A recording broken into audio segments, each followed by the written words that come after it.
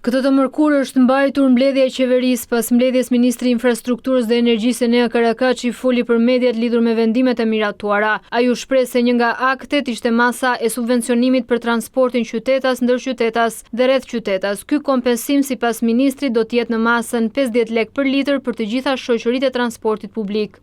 Dhe bëhet fjalë për masën e subvencionimit për transportin qytetas, ndërqytetas dhe rreth qytetas.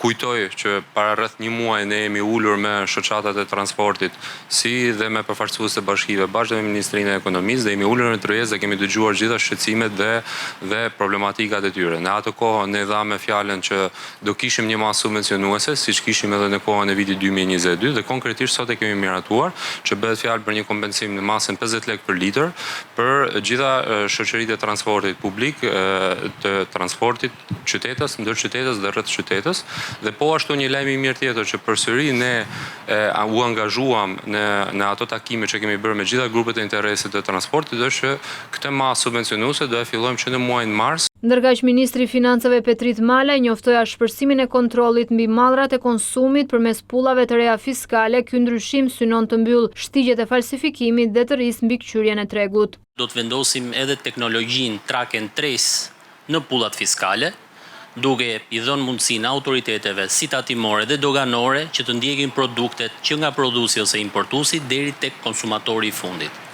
Nga ana tjetër, një risi tjetër e pullave të reja fiskale do të jetë dhe barkodi që do të vendosim në këto pulla fiskale, ku konsumatorët do të kenë mundësinë që të ndërveprojnë me produktin e aksizës. Nëpërmjet barkodit, nëpërmjet një telefoni do të mund që të skanojnë produktin dhe të marrin informacion se kush është prodhuesi, kush është importuesi, kush është data në cilën ka hyrë produkti në Shqipëri dhe informacione tjera që mund të jenë në dobi dhe vinë dhe natyrisht në dobi të sigurimit të sigurisë ushqimore. Sistemi i ri do të integrojë teknologjinë track and trace duke i dhënë shtetit mundësinë të monitorojë çdo lëvizje të produktit nga dogana ose fabrika deri në dorën e blerësit.